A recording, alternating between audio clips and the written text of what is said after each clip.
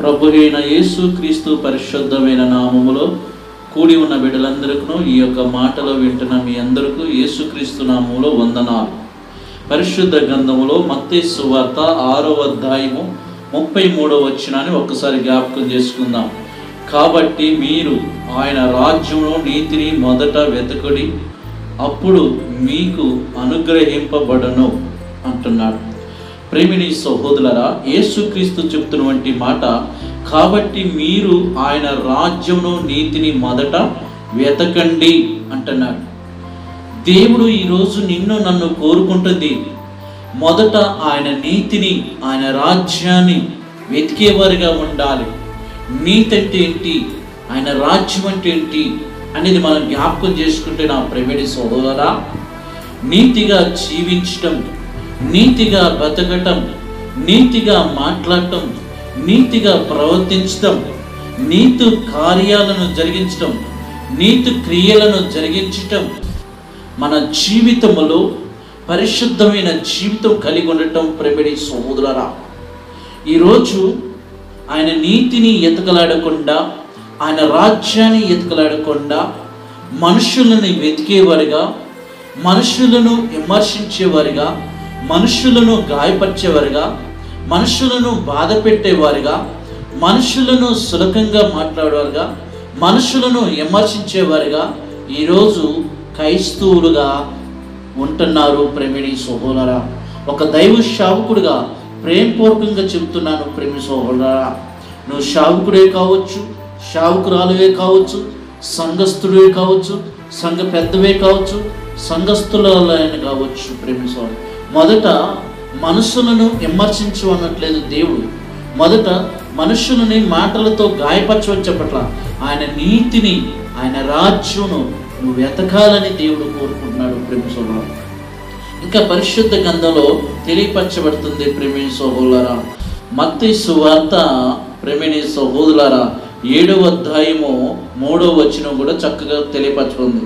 నీ కంటిలో దూలము ఉంచుకొని నీ సహోదర కంటిలో నలుచు చూచుతువేలా, నీ కంటిలో దూలం ఉండగా నీవు నీ సహోదరులను చూసి నీ కంటిలో నలుసు తీసుకోమని ఏమని చెప్తూ వేలా, ఏషధారి, మొదట నీ కంటిలో ఉన్న దూలమును తీసివేసుకోము అంటున్నాడు.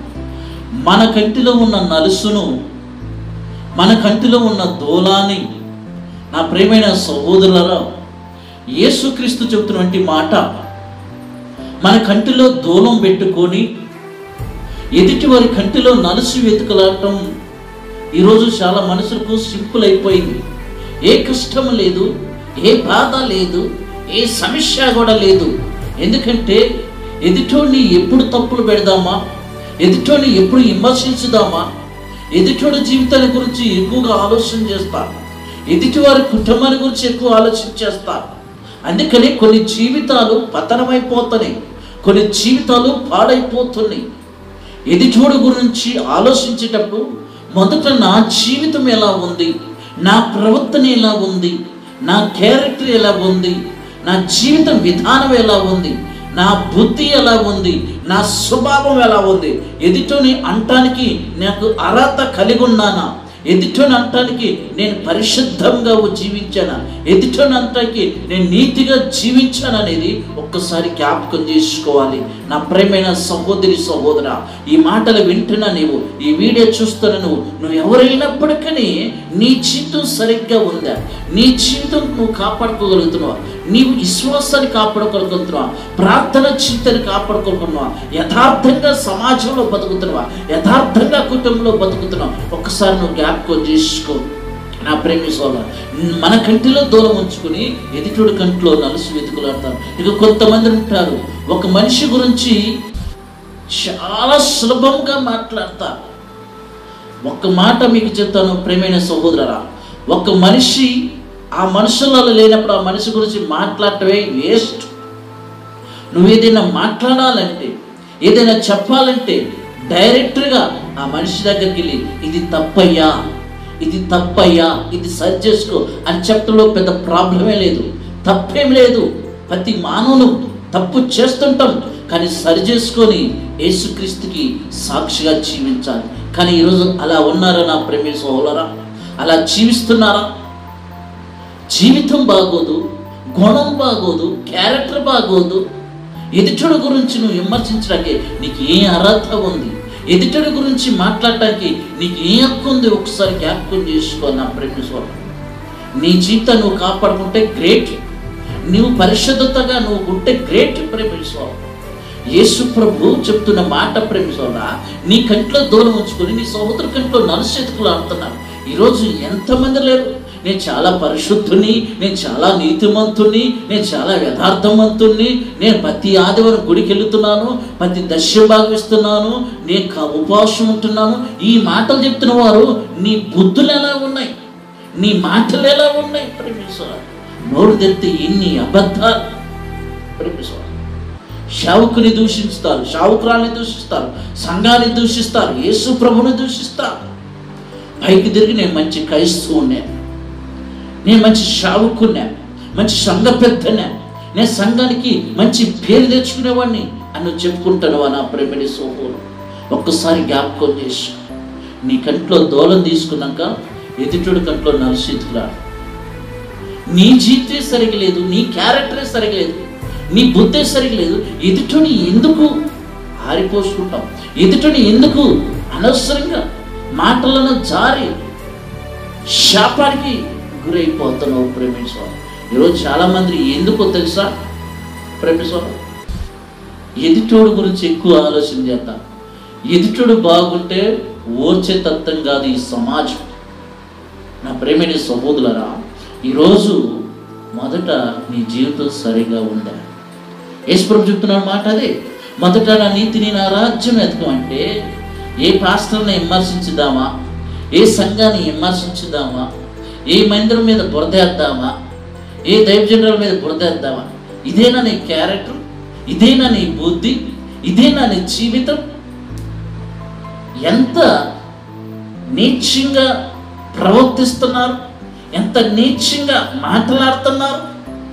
నా ప్రేమైన సహోదరి సహోదరా, దేవుడు శ్రేష్టమైన మాటలు మన బలపరిచే మాటలు ఉన్నాయి. నీ చేతనైతే ఎదుటోని మార్చడానికి ప్రయత్నం చేయగాని వాళ్ళు అలా ఉన్నారు, వీళ్ళు ఇలా ఉన్నారు, నువ్వేదో బుద్ధిమంతుడాలుగా, నువ్వేదో నీతిమంతుడాలుగా, ఏదో నువ్వు పరిశుద్ధుడాలుగా.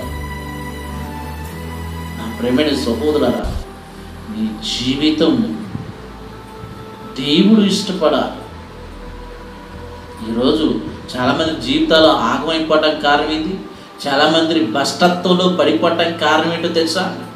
యేసు ప్రభు చెప్పిన మాట ఎలా ఉందంటే, మొదట నా నీతి నా రాజ్యం ఎతుకులాడవని యేసు ప్రభు చెప్తే, కొంతమంది ఉంటారు శావుకులు కానీ విశ్వాసులు కానీ ఎలా ఉంటారంటే శావుకుల్ని విమర్శించేవారుగా, లేకపోతే సంఘాలను విమర్శించేవారుగా, చర్చిని విమర్శించేవారు. ఇక లేకపోతే నీకు ఇదే పని, అదే బుద్ధి, అదే గుణ్య, మారవా? బతుకు మారదా? ఎందుకు నా బతుకు ఇలా అయిపోయింది, ఎందుకు నా జీవితం ఇలా అయిపోయిందని ఒక్కసారి నేను ఆలోచన చేసినా లేదు. ఊగా వాడి వాళ్ళింటికి పోయి 4 రాళ్ళు, వీళ్ళింటికి పోయి 4 రా, కొంప పోయి రాళ్ళు వేసి రావటమేనా? కొంప పోయి మాట్లాడరాటమేనా? నీ బుద్ధి మారితే, నీ గుణం మారితే, నీ జీవితం మారితే ఈ లోకంలో అందరికన్నా ఎక్కువగా సంతోషపడేది యేసుక్రీస్తు ప్రేమిని సోదరులారా. నా ప్రేమిని సహోదరులారా, దయచేసి ఒక సేవకుడిగా ప్రేమపూర్వకంగా చెప్తున్నాను, ఎదుటోని గురించి అనేటప్పుడు నువ్వు ఎలా ఉంటున్నావు అనేది ఆలోచించు. ఎదుటోని విమర్శించేటప్పుడు నేను ఎలా ఉంటున్నాను అనేది కూడా ఆలోచించు. నీ కంట్లో దూలం ఉంచుకొని ఎదుటోడి కంట్లో నలుసు ముఖ్యమా, దూలం ముఖ్యమా? ఫస్ట్ నీ పాపం నుంచి బయటకు వచ్చినాక, సమాజానికి మంచి సాక్షిగా నిలబడ్డాక అప్పుడు అయ్యా ఇలా మారండి, అయ్యా ఇలా రక్షించబడ్డాయా, ఇలా ఉండండి అయ్యా, అప్పుడు చెప్పు. వింటారు నీ మాటలు, అప్పుడు చెప్పు. జనాలు మారుతారు. నీ బుద్ధి, నీ క్యారెక్టర్, నీ గుణమే బాగా మారదా? ఎదుటోడు మారంటే ఏం మారుతారు?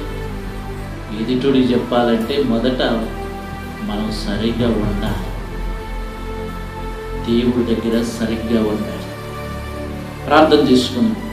దయగలిగిన మా కన్న తండ్రి, ఎందరైతే ఈ మాటలు విన్నారు విన్న ఈ మాటలందరూ వీడియో చూస్తున్న వారందరూ దీవించి ఆశీర్వదించి నీ రెక్కల నీడలో కాశీ కాపాడవని ప్రభువా నువ్వు చెప్తున్నావు.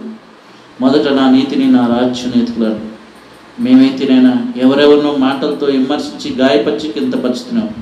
దయతో క్షమించండి. ఈ మాటలు వింటున్న వారిని చూస్తున్న వారిని ప్రతి వారిని రక్షించి దీవించి మారుమనసు దయచేయమని క్రీస్తు పేరిట ఈ ప్రార్థన అడుగుతున్నాను తండ్రి, ఆమేన్. మన తండ్రి అయిన దేవుడు ప్రేమ, కుమారుడి యేసుక్రీస్తు కృప, పరిశుద్ధాత్మ అన్యోన్య సహవాసం కూడి ఉన్న బిడ్డలకు సకల పరిశుద్ధులకు సదాకాలం తోడుండి ముందుకు నడిపించును గాక. ఆమేన్, ఆమేన్. God bless you. దేవుడు మిమ్మల్ని దీవించును గాక.